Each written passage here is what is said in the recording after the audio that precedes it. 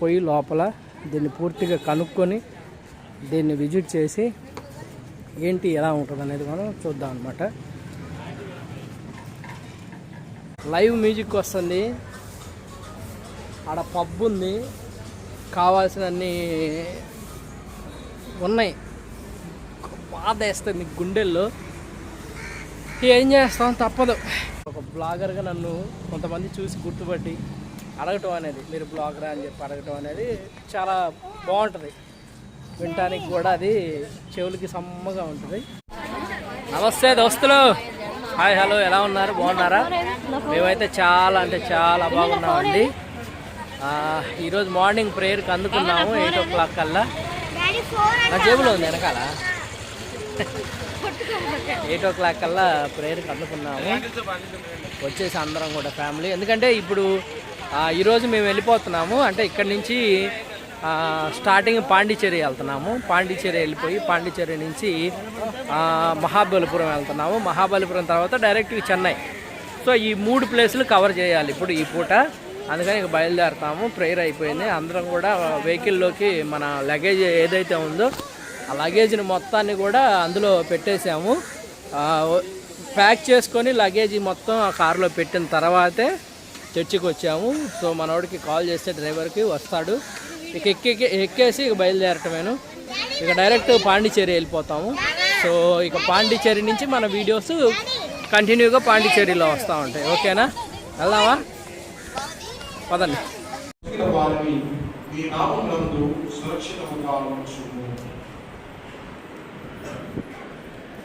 ఇది క్రీస్తు ప్రభుని సువిశేషము. ప్రార్థన చేసుకుంటూ ప్రార్థన చేస్తున్నాడు. త్రిత్వ దేవునిలోని ఏకత్వములో పరిపూర్ణ మహిమ దాగి ఉంది అని దోస్తులు ఆకైతే బయలుదేరాము. టిఫిన్ చేసాము, అందుకే కొంచెం లేట్ అయిపోయింది. సో అందరం కలిసి టిఫిన్ చేసి బయలుదేరాము. ఇదిగోండి వెహికల్ అయితే బయలుదేరింది,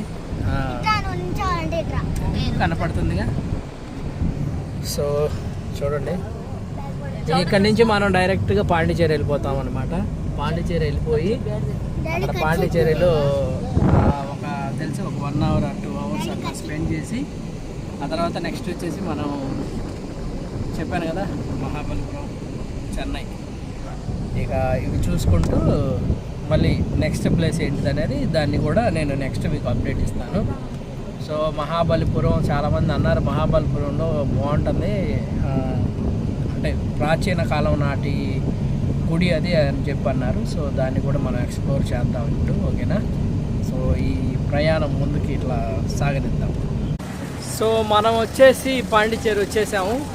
ఇప్పుడు పాండిచ్చేరిలో ఒక చర్చి ఉంది, చాలా అంటే చాలా పెద్దది. అంటే పెద్దదంటే బాగా హైట్లో ఉంటుంది. సో ఈ చర్చికి ఒక చరిత్ర ఉందనే చెప్పాలి దీనికి కూడా. ఇప్పుడైతే మనం ఆ చర్చిలోకి వెళ్తున్నాము. సో ఈ చర్చిని మనం పూర్తిగా చూపిస్తాను. చూడండి, చర్చి స్టార్టింగ్ అనమాట. చెన్నై పాండిచ్చేరి చర్చి ఇది. సో ఎలా ఉంటుందంటే చర్చి చాలామంది చెప్పారు చాలా బ్యూటిఫుల్గా ఉంటుంది, అద్భుతంగా ఉంటుందని. లోపలైతే అలాగే ఉన్నారు జనం కూడా ఫుల్గా. చూడదగ్గ చర్చి అనే చెప్పుకోవాలి. ఎందుకంటే ఎక్కువగా ఇక్కడ మనకి చూస్తూ ఉంటే ఈ చర్చికి ఏదో ప్రసిద్ధి అనేది ఉంది కంపల్సరీ. సో దీని గురించి మనకైతే పూర్తిగా డీటెయిల్స్ తెలియదు. చూద్దాం, మనం పోయి లోపల దీన్ని పూర్తిగా కనుక్కొని దీన్ని విజిట్ చేసి ఏంటి ఎలా ఉంటుంది అనేది మనం చూద్దాం అన్నమాట.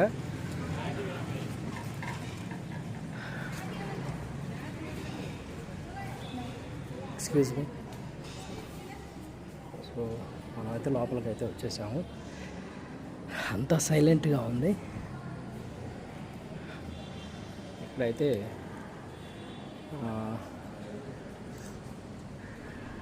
వాయిస్ కూడా కొంచెం తక్కువగానే మాట్లాడతాను అనుకుంటా. ఇక్కడ యేసుప్రభు చనిపోయిన తర్వాత ఆయన సమాధి చేస్తారు కదా. సో ఆ సమాధి చేసిన ఎలా అయితే ఉంటుందో అలా ఆ ప్రతిమని, ఆ స్టాచ్యూని ఇక్కడ పెట్టారు.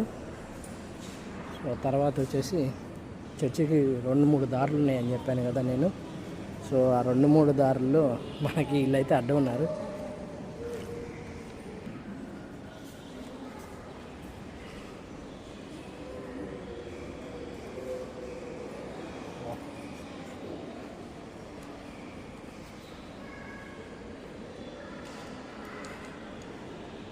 రెండు కళ్ళు సరిపోవట్లేదండి నాకైతే చూడటానికి.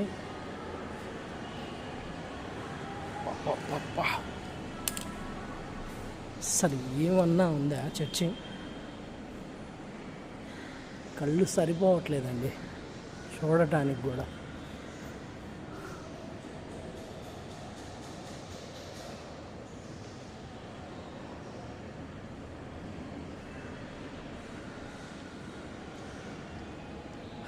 వర్ణనారహితం, చెప్పలేము కూడా. ఇంత అందంగా అసలు ఎలా తీర్చిదిద్దారు అనేది మైండ్కి ఎక్కట్లేదు అనమాట. అసలు ఎటు కూడా కళ్ళు తిప్పి చూసినా కానీ అసలు ఇంత అద్భుతంగా ఎలా అనేది చెప్పలేము అసలు. చూడండి ఎలా ఉందో.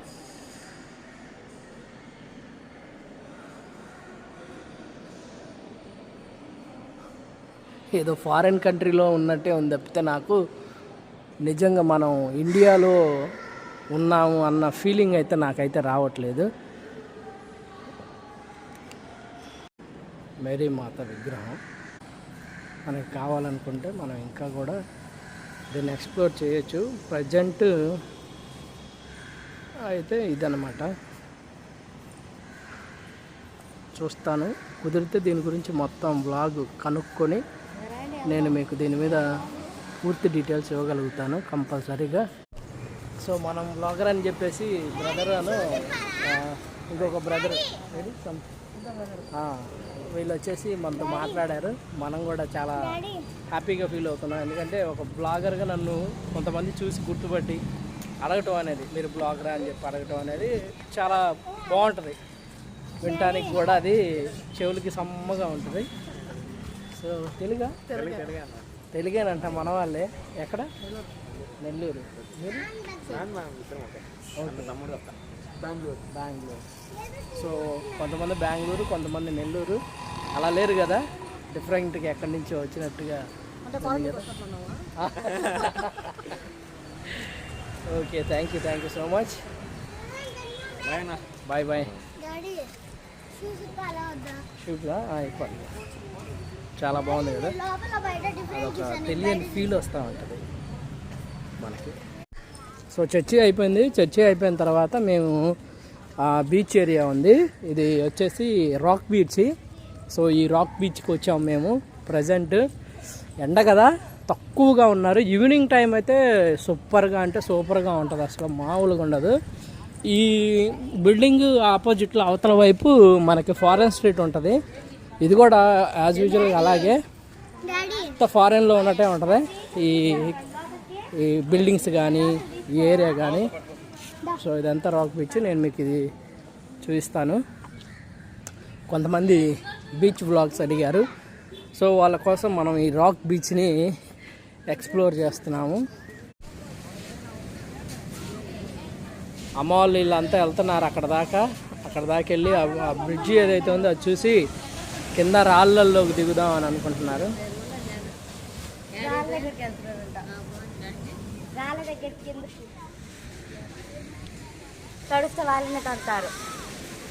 నెక్స్ట్ మనం ఈ పార్క్లో నుంచి ఇలాగా ముందుకు వెళ్ళిపోదాం మనం.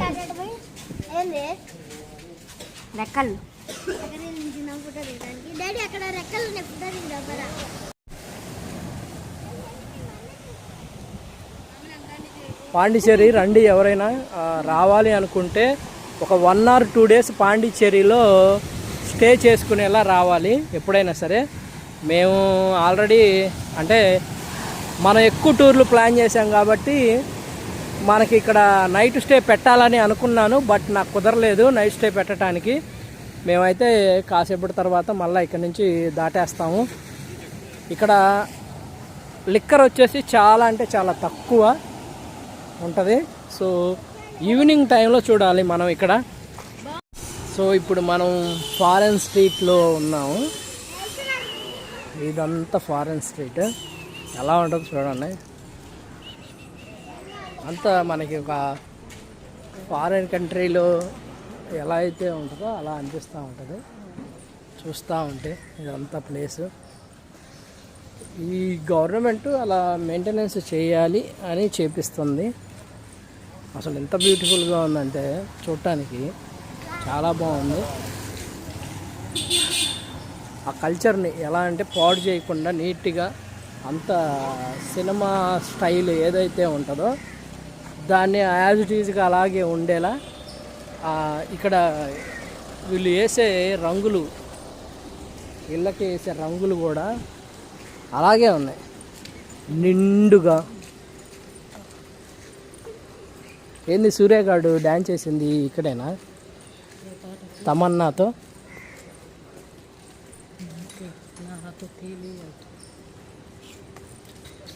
అరే మన బైక్ ఉంది రేడా, భలే చేయించాడు కదా, నీట్గా ఉంది కదా బండి, సూపర్ ఉంది కదా, సూపర్, చాలా బాగుంది. ఇది అంతా నైట్ లైఫ్ అండి పాండిచేరి. పొద్దున పూట అంటే మ్యాక్సిమం, ఎందుకంటే పొద్దున పూట ఎవరు దిగలేరు. ఎందుకు దిగరంటే నైట్ అంతా ఇది only night life Pondicherry. Night అంతా ఫుల్గా తాగేసి తెల్లవాళ్ళు తాగి తాగి తాగి తిరిగి తిరిగి తిరిగి తిరిగి తిరిగి ఉంటారు. ఇక పొద్దున ఎవడు లెగుస్తాడు? పొద్దున ఎవడు లేకడు, నిద్రపోతూ ఉంటారు. మళ్ళీ ఇక నైట్ అవుతుందంటే మళ్ళీ ఇక బయటకు వస్తారనమాట. ఇక బయటకు వచ్చి మళ్ళీ అదే పని, మళ్ళా మందే ఇటువే. ఇక అది చూడండి ఎలా ఉంది బిల్డింగ్, సూపర్గా ఉంది. ఏంది అదే, అది కాదు, ఇదేదో భలే ఉందండి. ఇవన్నీ గోడల బయట ఒకలా ఉంది, గోడల లోపల ఒకలా ఉన్నాయి అన్నీ. అంతా చూసావా ఎలా ఉందో లోపల? పడతారు ఎమ్మడిపడి దొంగలు అనుకొని. లోపల సూపర్గా ఉంది ఇదంతా చూడండి.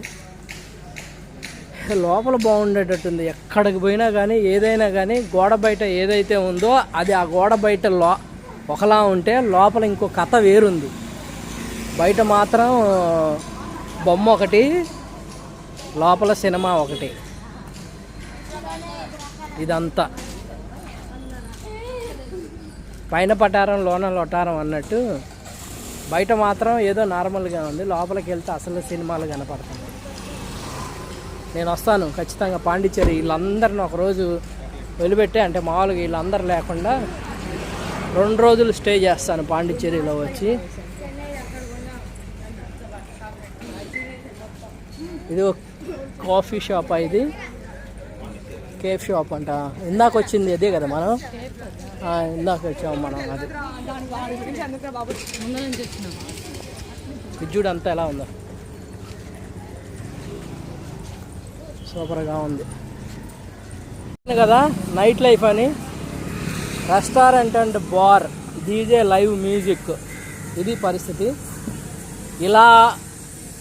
ఇది ఓన్లీ నైట్ లైఫ్ పాండిచేరి అనేది. పొద్దున పూట పాండిచేరి చూడాలి అనుకోవటం ఎవరు పెట్టుకోకండి. ఒకవేళ పెట్టుకోవాలి అనుకుంటే 1 or 2 days కంపల్సరీ పాండిచేరిలో స్టే చేసేలా ఉంటేనే పాండిచేరి రావాలి.